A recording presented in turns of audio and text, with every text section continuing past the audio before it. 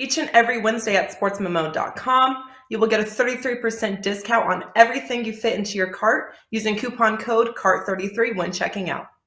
Whether it's a daily package, a one-day all-access, a 3, 7, or 30-day package, a full season of sports of your choice, or a full 12-month from your favorite handicapper, you will save 33% using coupon code CART33 on Fill Your Cart Wednesday. You can fill your cart as many times as you want each and every Wednesday. And even better, coupon code CART33 never changes and will become active each week at 12:01 and last until the clock strikes midnight. Welcome, everyone. This is the Tuesday edition, February the 2nd, Groundhog Day. Unfortunately, he saw his shadow, so there's 6 more weeks of winter, but we have at least 6 more weeks of Daily Dime shows for you. And these shows are presented by SportsMemo TV, so we're glad that you could attend. I'm joined by my fellow SportsMemo handicappers, Rocky and Buster, who are some of the best professional bettors I personally have known for many years now. So, gentlemen, welcome to the show. Let's get right to it with the first game. And this is the game that Buster's going to be talking about. It's the Temple Owls against the East Carolina University Pirates down at the Williams Arena at Mingus Coliseum. And that is in Carolina. 7 o'clock start. Pirates are 11-9. They're 11-9 against the spread. 12-8 over/under for the season. They're pretty darn good at 10-2 in home games. Temple Owls take to the road here. They're 3-2 in those road games. They are 7-1 when installed as a favorite. However, this game initially here has the Pirates as 1.5-point underdogs at home, taking on Temple with a total of 135.5 points. Take it away, Buster, and tell us where you're taking us with a possible best bet. Well, thanks again for having me, John, and being here in Mexico. I don't really worry too much about what that groundhog's doing up there. So anyways. That's good. Hopefully we can get everybody another winner here. This will be our 4th show. Can't believe we've already been doing this for a month. And so far, knock wood. I'm not going to knock wood here, but 3-0 so far. So let's make this 4-0. We're going to go with East Carolina plus 1.5 here. We got a very desperate East Carolina club here at home. And you mentioned it, John. They've already, they're 10-2 at home. We've been using this system with the 3 winners that we've had so far, and the system was the teams coming in with a second road game after they've already won their first road game and going against those teams if the number's correct, if it's numbers where we want it. Well, Temple did lose their last home game, so this is a little offshoot of the system, but still, we really like East Carolina here because this is going to be a revenge game as well for East Carolina. They went to Temple on January 8th, and Temple last-second three-pointer to beat them. So that is fresh in East Carolina's mind. Last game, East Carolina played Cincinnati, one of the better teams in the conference, and they lost to them by 1. Probably deserved a better fate. So they've got a lot of confidence there. They've been They haven't had a lot of good results. We'll just say they've lost 6 of their last 7. So, like I say, they're very desperate, but they're very good at home. Like we had mentioned, they're 10-2 at home. Temple comes here; they're only 3-2 on the true road. So, and for us, what we like about East Carolina, they play much better defense at home, like most college clubs. They play a lot better defense at home. So putting this all together, there's lots to like with East Carolina tonight. They got a great home record. This is a second road for Temple.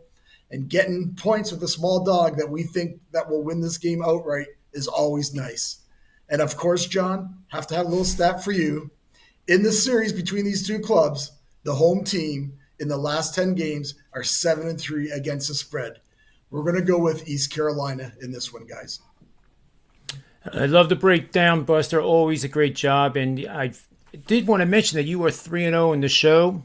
I think we only get nervous when we're like on a 7-0 streak and where we feel like, the betting gods don't really like us to get too hot. But at 3-0, you're just doing great. The show is actually 63% over the last 4 shows, our first 4 shows together. So it's all good. And now we're going to move over to the ACC and my pick for the show. This is at PNC Arena starting at 9 o'clock. North Carolina State Wolfpack, 14th in the ACC, is hosting the Syracuse Orange, who is 9th. Both teams with losing records, so one of these teams has to get their act together coming down the stretch if they want to eventually get an invite into the big dance, which isn't that far away, gentlemen. So Syracuse 1-5 on the road, but I think they're in a good matchup here. What's been really surprising with Syracuse is they had sandwiched 2 road games in which they scored 90 or more points at home. But in those road games against Wake Forest and I believe the other team was Duke, they scored under 60. So they are one of the largest inconsistent teams in the nation. And it's not just because of being at home and the road. We have many situations where some teams play much, much better at home than they do on the road. And sometimes more rare is that they play better on the road than they do at home. But most of the times it's the first. So in this particular case, the Syracuse Orange defense, which is known by Jim Boeheim's zone defense, does not have the length that it's had in previous seasons. And as a result, it's rather surprising to see them, on the fly transition into man defense because they don't have the length to cover sideline to sideline with that 2-3 zone. So that's been a problem for them defensively. However, the North Carolina State Wolfpack's defense is absolutely terrible. They've allowed 9 games this season, guys, where the opponent scored 80 or more points, and most recently they gave up 100 in a 20-point loss at North Carolina to the Tar Heels. So in this matchup, I am going to start leaning towards the under, and I think all the bullish over factors are baked into the number here, which is 152, and NC State is a minus 1.5 point home favorite here. I don't think either team is going to reach 75 points in this matchup. Syracuse has the 2 sons of Jim Boeheim, Buddy and Jimmy. And Buddy's the 3-point shooting guru. Last year he was amazing from beyond the arc. This year he's only hitting 33%. And, I just see the NC State Wolfpack coming off that horrid game against North Carolina, and the coach, Kevin Keatts, focusing on the defensive end. Usually after a blowout loss of 20 points or more and giving up 100, a head coach has enough pride to start refocusing his players to the defensive end. And I think this pace may be brisk, but it's not going to be as brisk as these teams like to play on average. One of the best players that the Wolfpack have is Darian Sebron. He's averaging 18.3 points per game, but he's coming off his worst game of his career. He scored just 2 points and was held to single digits for the first time this season in that North Carolina loss. So I expect him to bounce back. But his style of play, if they post him up in any way, shape, or form, it's going to slow down the pace. And I think the under is the play here. Buster, I like numbers, so here's some numbers for you and Rocky. The Orange are 10-1 under following a game in which they covered the spread. They're 6-1 under following a game in which they scored 90 or more points. And 5-1 under following a straight-up win. The Wolfpack 13-4 under in home games and facing a conference foe that has a road win percentage of less than 40%. I say take the under in this matchup. So now we'll move to the final selection here with Rocky Atkinson, and this is the East Tennessee State Buccaneers. Not to be confused with Tampa Bay, of course. 7th in the Southern Conference, taking on the host, West Carolina Catamounts, and I love that mascot as well. They're 10th in the Southern Conference. They are 8-14 on the season. East Tennessee State 12-11 with a 9-12 against the spread record.